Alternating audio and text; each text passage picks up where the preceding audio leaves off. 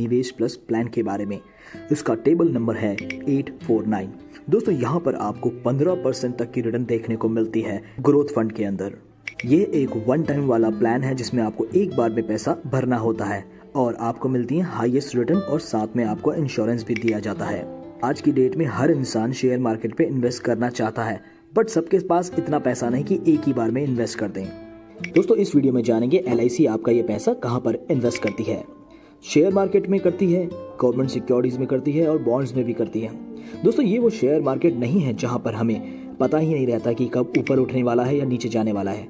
LIC यहाँ पर जो पैसे आपके जमा करती है उससे जो मुनाफा होता है वो आप में बांट देती है।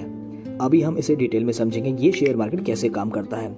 उससे पहले मैं एक चीज और बताना चाहता हूं दोस्तों, आपने सुना होगा लोग ऐसा कहते हैं यार मैंने इन्वेस्टमेंट की थी शेयर मार्केट में, मुझे 20% तक का मुनाफा हो गया। वहीं पर कुछ ऐसे भी लोग हैं जो कहते हैं यार मुनाफा तो छोड़ो, जो पैसा मैंने लगाया था वो भी 0 हो गया है, लॉस हो गया है मुझे। अगर दोस्तों आप सेफ खेलना चाहते हैं, रोज कमाना चाहते हैं अपने इन्वेस्टमेंट के ऊपर, तो आपको चाहिए जानकारी। यहाँ पर LIC आपको एक फंड मैनेजर देती है। अब ये फंड मैनेजर होता क्या है? एक फंड मैनेजर वो व्यक्ति होता है जो एक प्रोफेशनल होता है, सारी रिस्पॉन्सिबिलिटीज लेता है कि कब आपके शेयर ऊपर जाएंगे और कब नीचे गिरेंगे। तो इसीलिए फंड मैनेजर रखा जाता है दोस्तों। इसके लिए आपको अलग से पैसे जमा करने की ज़रूरत नहीं है।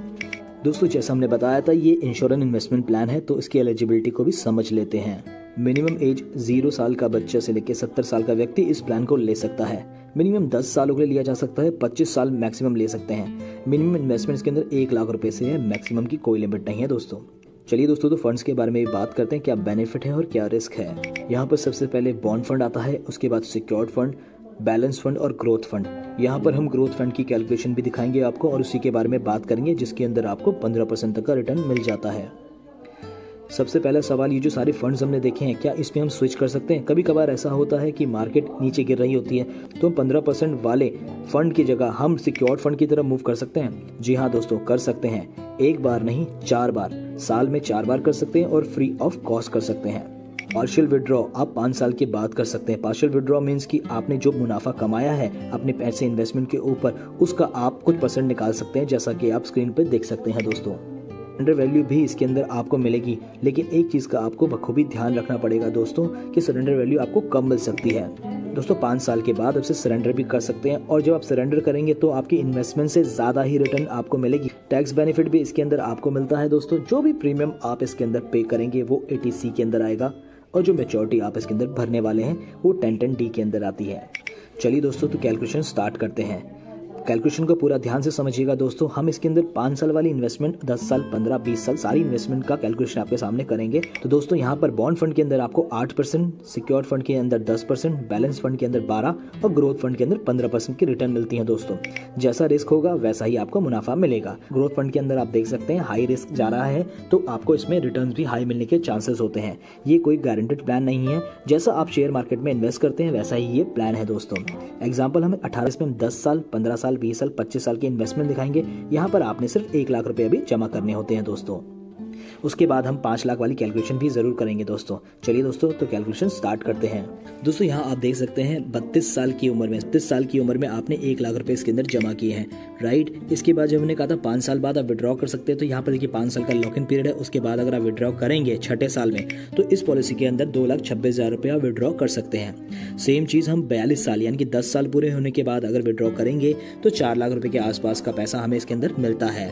उसके बाद अगर हम इसी पॉलिसी को 15 साल पर विड्रॉ करेंगे तो आपको 8 लाख के आसपास का मिलता है दोस्तों। अगर 25 साल के लिए इस कैलकुलेशन को पूरा देखा जाए तो यहाँ पर हमें 28 लाख रुपए इस प्लान के अंदर मिलते हैं, मगर हमने एक ही बार यहाँ पर पैसे जमा किए थे दोस्तों। जो भी पैसा हमने यहाँ पर जमा करना है एक ही बार करना है। उसके बाद आप यहाँ देख सकते हैं हमारी सरेंडर वैल्यू भी है, यहाँ पर आप सरेंडर वैल्यू भी देख सकते हैं। ये जो कॉलम है ये हमारा लाइफ इंश्योरेंस का अमाउंट है दोस्तों। जैसे ही मान लीजिए हमने 1 लाख रुपए जमा किए हैं और हमारे साथ कोई दुर्घटना हो जाती है तो उस समय हमारे नॉमिनी को 1,25,000 रुपए दिए जाते हैं इस पॉलिसी के अंतर्गत और ये हर साल बढ़ता रहता है। चलिए दोस्तों तो दूसरा एग्जांपल भी समझ लेते हैं। यहाँ पर हम बात करेंगे 5 लाख रुपए के इन्वेस्टमेंट की।